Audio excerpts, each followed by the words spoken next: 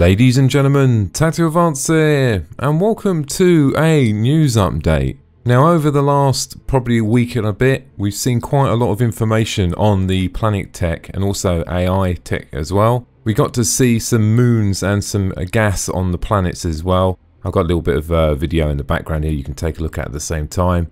Very impressed. I think they've done really well with the lighting. You can see how the lighting makes it look absolutely awesome, and I think they've done a fantastic job. It's uncomparable to something I've seen before, so it's definitely sort of next level sort of terrain. But I would like to see maybe a jungle or something with a bit more growth maybe as well. That'd be interesting to see later on down the line. Also, a lot of work's been going into Delamar as well, the landing zones. We also got to see some pathfinding as well for the AI, and impact damage as well when you're flying a ship or in a vehicle, and that could be a jolt forward, jolt left.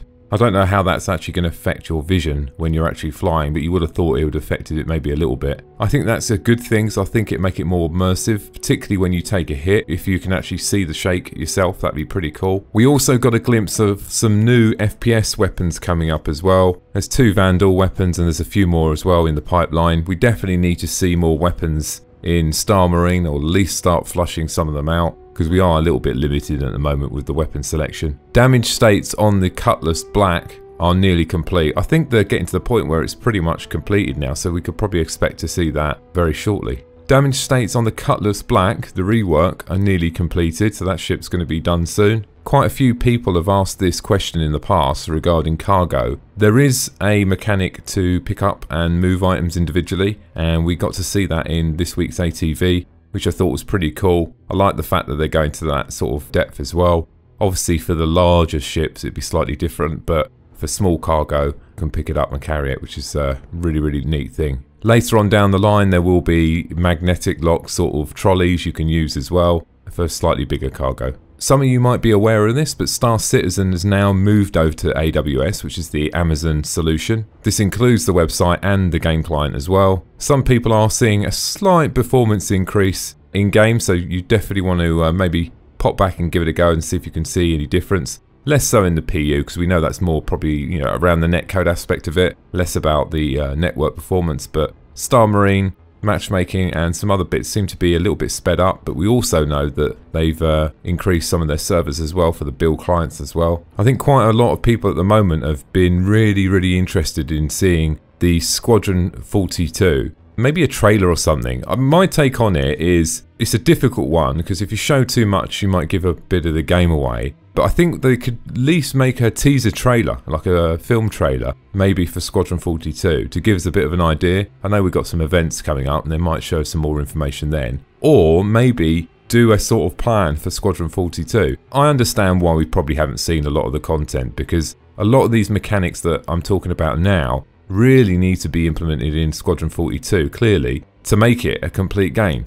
So until the core mechanics are done, I can't really see how we're going to be playing Squadron 42. I'd rather have a completed, polished product than maybe something that is a little bit ropey. Less so about the PU and Star Marine, and the reason is because a single campaign, you're going to play through it once, maybe twice, and I want that first experience to be good, and I don't necessarily want to be a beta or an alpha tester in that process. So for me, I'd rather them get it to a higher level of completion. I get it, we're all waiting for it as well, we all want to see it, because once we see Squadron 42, that's going to give us a much better idea of what Star Citizen looks like in game, if that makes any sense, because once we've seen maybe a couple of missions, we can then get a really good understanding how the PU is actually going to play out and what we can actually expect. So exciting stuff. My take is they've got to show us something soon, definitely, probably saving it for one of the events that are coming up, I should imagine, and probably do some sort of teaser trailer, maybe show us the first mission. I know they did show something a long time ago, but that was quite rough and it was quite a early stage, and a lot of these mechanics that they have been working on for 3.0 weren't even in that build. So I'm definitely looking forward to seeing the Squadron 42.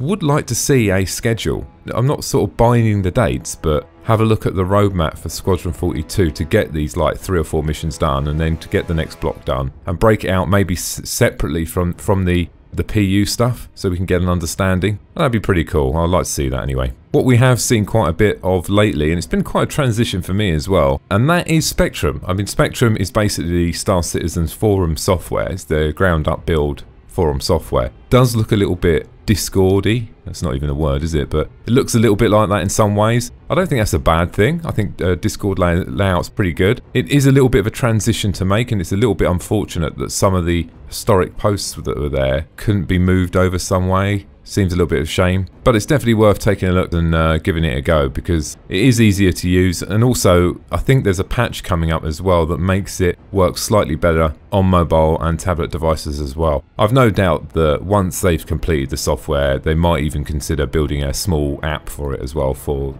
Android and iOS as well. And in last week's ATV we got to see the Banu Defender. That was quite a surprise one. I didn't really see that on the landscape, to be fair. Quite surprised. I didn't think it was going to be produced that early. Just seemed to come out of nowhere. I was sort of pleased with it, because less so about another ship cell, more so because it's the design of the ship is totally different from all the others. I get it, we've got the Vandal, but the Banu ships seem to be unsymmetrical inside. From a design point of view, they look quite organic inside. I think that's really cool. I'm really hoping that they show us some alien technology. I don't necessarily mean weapon technology, maybe I mean some alien animations and some really cool stuff, because I think that's really important. The preliminary artwork does look very good. I've been very impressed with it. Once you sort of get in the game and you establish maybe a little bit of a collection of ships, it would be nice to have your own sort of maybe a Vandal and a Banu and a few other ships as well. I'll be interested to see, has anyone else thought of this? We've obviously got the Vandal. The Vandal are 9 feet tall, so they're big buggers. The Scythe, the Glaive, they've all been converted for human use. How is it going to work with the bigger ships, like the big ships? Because obviously the corridors are going to be really, really high. Are they really going to convert that? I'm not 100% sure how that's actually going to pan out. We'll have to wait and see anyway. Also, last on the agenda, if you're looking to join a Star Citizen organisation, check out the link in the description below. We also play other games as well, the common ones. That's it for me, guys. Thanks for listening, and don't forget to subscribe. Bye now.